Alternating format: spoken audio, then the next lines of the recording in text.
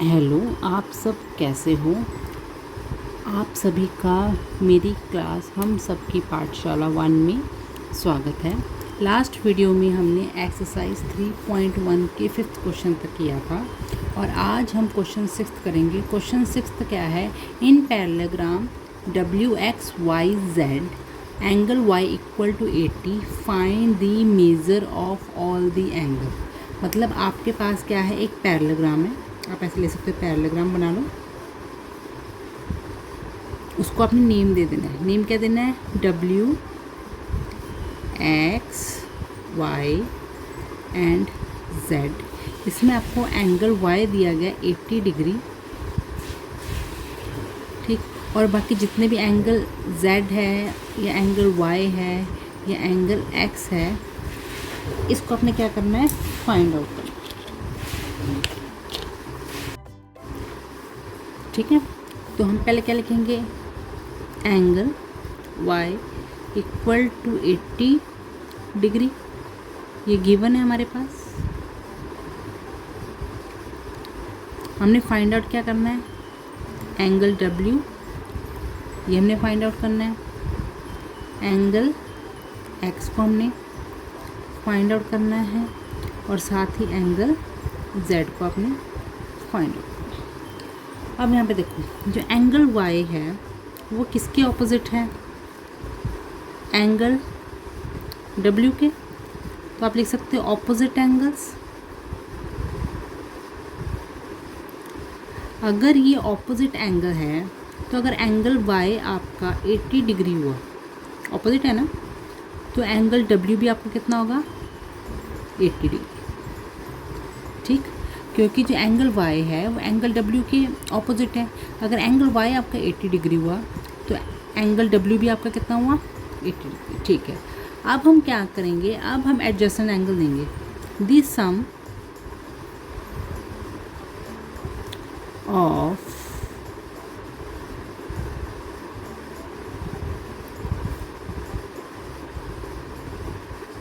कितना आता है? 180, ठीक। तो दो एडजेसेंट एंगल का जोड़ कितना होता है? 180। तो angle z plus angle y equal to 180 degree. आप एंगल y और z भी ले सकते हो या फिर आप एंगल y और x भी ले सकते हो, ये आपके ऊपर है। तो एंगल z हमने फाइंड आउट करना है। एंगल y हमें प्लस एंगल y हमें कितना दिया है? 80 डिग्री इक्वल टू 180 डिग्री, ठीक है। तो angle z equal to 180 degree minus, अब ये लेफ्ट हैंड साइड से राइट हैंड साइड आएगी वैल्यू, तो किसका साइन लगेगा? माइनस का, क्योंकि पॉजिटिव में था फिर नेगेटिव में। तो एंगल z कितना हो गया? 180 माइनस 80, 100। तो आपके पास एंगल z कितना आ गया? 100, ठीक। अगर एंगल z 100 डिग्री है तो angle z equal to angle x, क्यों? ऑपोजिट एंगल्स, ठीक। अगर ये ऑपोजिट एंगल्स हैं तो अगर एंगल z आपका 100 डिग्री निकला है, ठीक, तो एंगल x भी कितना हो गया? 100, ठीक। तो आपके पास आंसर आ गया। कैसे? एंगल z आ गया आपके पास 100 डिग्री, ठीक, एंगल x भी 100 आ गया, एंगल y कितना था? 80 डिग्री, ये हमें गिवन ही था, और एंगल w आपके पास कितना आ गया? 80 डिग्री। अब इसका 7th क्वेश्चन है, in parallelogram best angle b equal to 105 find the measure of all the angles.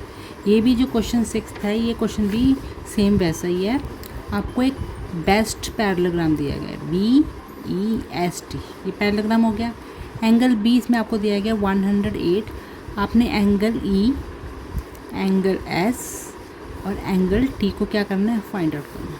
तो आप क्या लिखोगे? Angle b equal to 105। तो आपको एंगल b दिया गया 105, ये क्या है आपका given.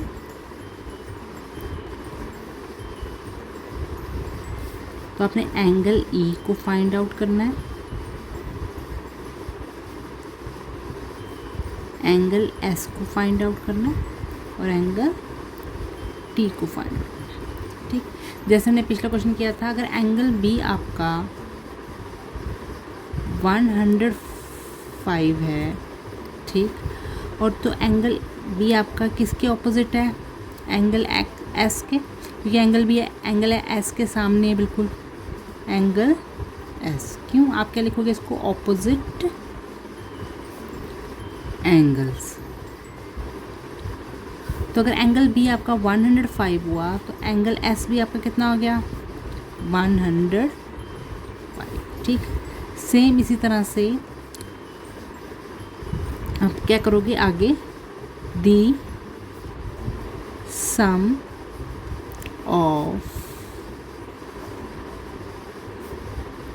Adjacent angles equal to 180। तो आप एस और ई भी ले सकते हो, बी और ई भी ले सकते हो, या बी और टी भी ले सकते हो। तो मैंने लिया angle B plus angle T equal to 180 degree. अब एंगल बी कितना दिया गया, 105 degree plus angle T equal to 180। ठीक, अब angle T equal to 180 minus 105 degree. 180 minus 105 कितना हो गया, कैरी गया 575 डिग्री। अगर एंगल टी जो है 75 है तो एंगल टी किसके ऑपोजिट है, एंगल ई के। एंगल टी जो है वो किसके ऑपोजिट है, एंगल ई के, क्योंकि एंगल टी एंगल ई के सामने है। तो angle T equal to angle E, क्यों, ऑपोजिट एंगल्स। तो अगर एंगल टी आपका 75 हुआ तो एंगल ई भी कितना हो गया आपका, 75 डिग्री। अब आपके पास सारे एंगल आ गए। देखो एंगल बी कितना, 105, क्योंकि ये क्या था, गिवन। अब इसके ऑपोजिट था एंगल एस, वो भी 105, क्योंकि वो ऑपोजिट एंगल। एंगल टी को हमने फाइंड आउट किया, वो आया आपका 75 डिग्री। ठीक, तो एंगल टी के ऑपोजिट है एंगल ई, और ये भी आ गया आपका 75 डिग्री। और ये था आपका क्वेश्चन 7। अब जो नेक्स्ट जो है वो क्वेश्चन 8, वो पार्ट्स में, इसके 2 पार्ट्स हैं। इसमें क्या बोला, find X and Y in the parallelogram. आपको पैरेललोग्राम दिया गया है 5y 80 100 एंड 4x। ठीक, पहले हम इसको नेम देंगे A B C and D. तो एंगल ए आपको दिया गया है 5y। ठीक, एंगल बी आपको दिया गया है 80 डिग्री, एंगल सी आपको दिया गया 100 डिग्री। ठीक, और आपको एंगल डी दिया गया है 4x। ये सारे क्या हैं, ये भी गिवन है, ये भी गिवन है, ये भी गिवन है, और ये भी क्या है, ठीक।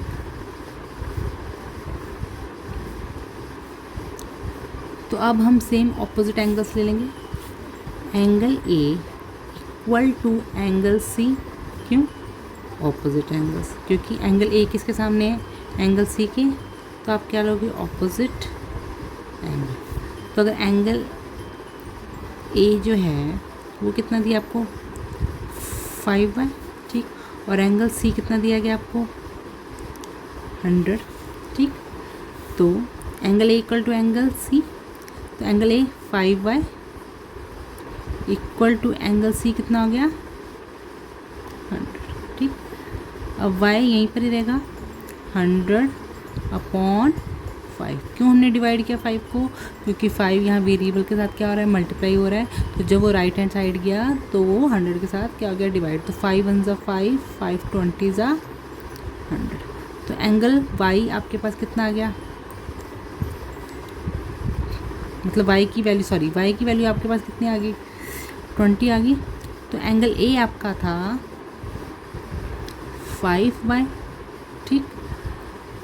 तो 5 मल्टीप्लाई y की वैल्यू आई आपके पास 20 डिग्री, तो आपका एंगल बन गया 100, ठीक।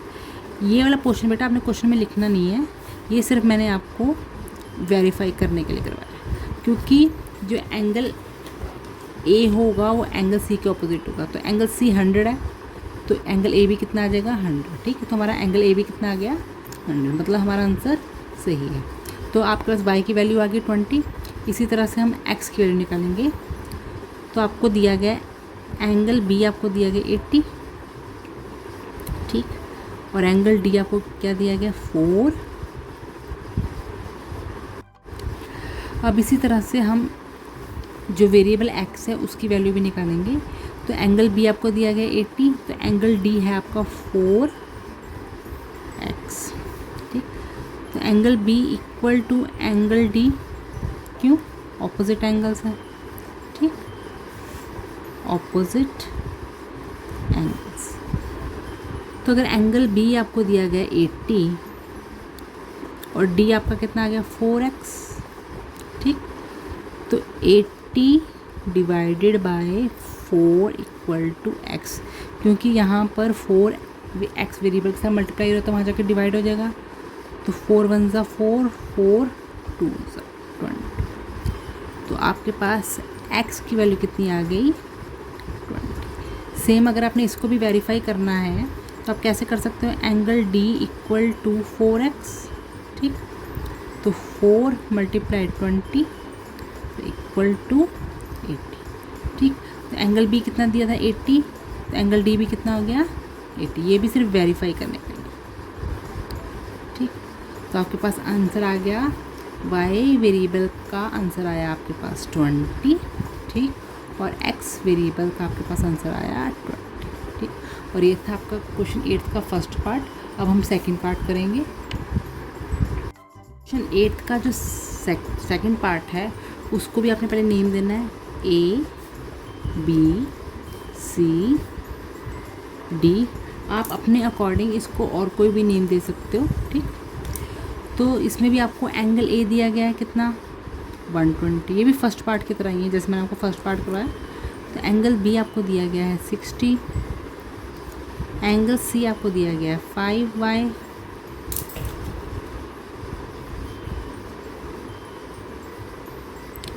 एंगल D आपको दिया गया है 3x। तो एंगल A दिया गया 120, एंगल B दिया गया 60, एंगल C है 5y और एंगल D है 3x। और ये सारे के सारे क्या हैं आपके गिवन, ठीक।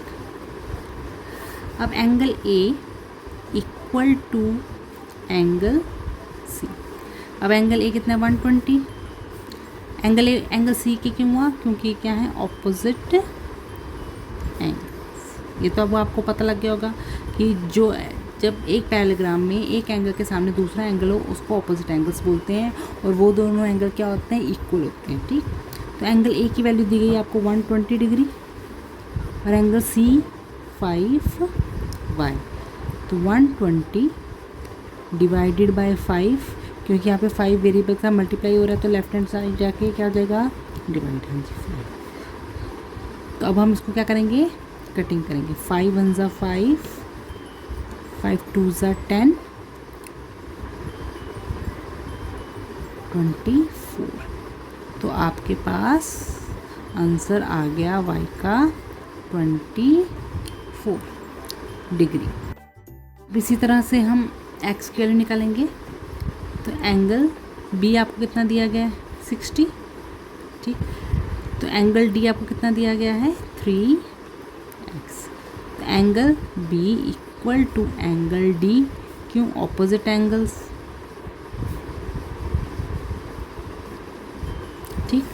तो अगर एंगल बी 60 है, एंगल डी आपका 3x, ठीक, तो 60 divided by 3 equal to x, क्योंकि यहाँ पे 3x के साथ वेरिएबल के साथ मल्टीप्लाई हो रहा है तो वहाँ जाकर डिवाइड हो जाएगा। 3 1 ज़ा 3, 3 2 ज़ा 6, तो आंसर आ गया 20। तो आपके पास x की वैल्यू आई 20 डिग्री।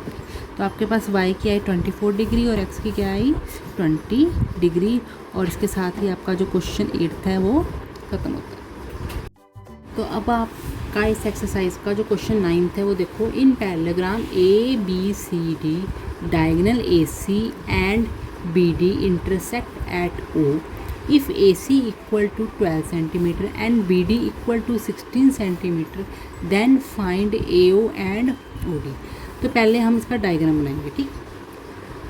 इसमें क्या बोला गया है कि आपके पास एक पैरेललोग्राम है और उस पैरेललोग्राम का क्या नेम है, A B C D। हमें जैसे क्वेश्चन ने बोला हम तो वैसे करते हैं। अब AC एक डायगोनल है, ठीक। देखो अब जब हम किसी भी पैरेललोग्राम में जब डायगोनल्स बनाते हैं वो उसके एक वर्टेक्स को दूसरे वर्टेक्स से ज्वाइन करता है, तब एक डायगोनल फॉर्म हो जाता है।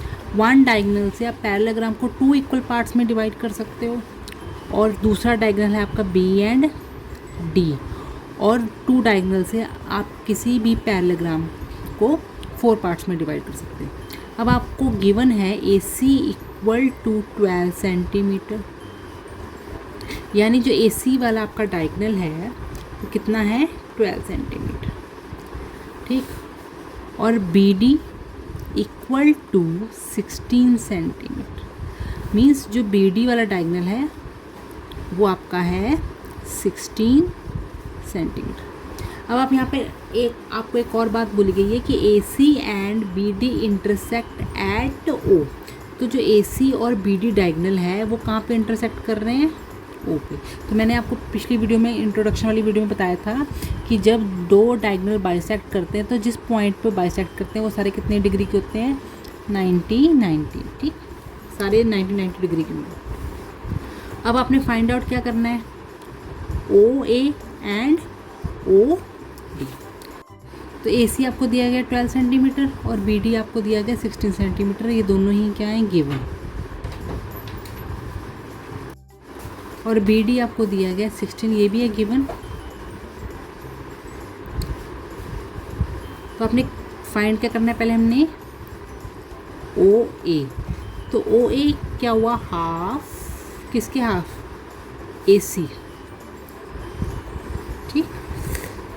तो अगर आपने OA को फाइंड आउट करना है तो OA किसके हाफ है, इस पूरे के पूरे डायगोनल के।